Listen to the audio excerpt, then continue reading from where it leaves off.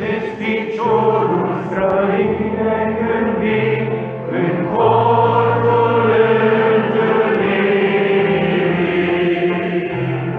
Aici este casa Dumnezeului viu, cetatea nemuririi.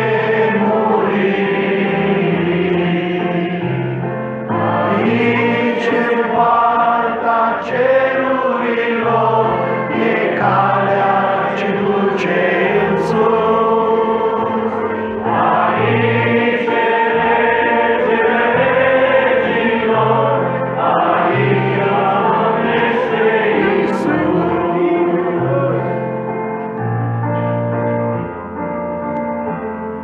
Aici vin acei cu dureri și necaz, aici vine cel care plânge.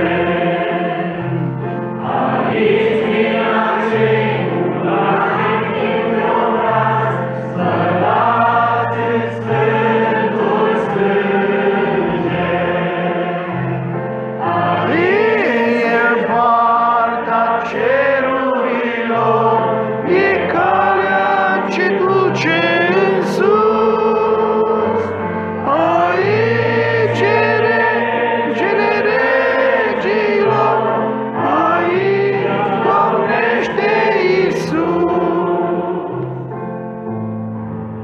Aici vin copiii săraci și orfani, aici vin părinți cu durere.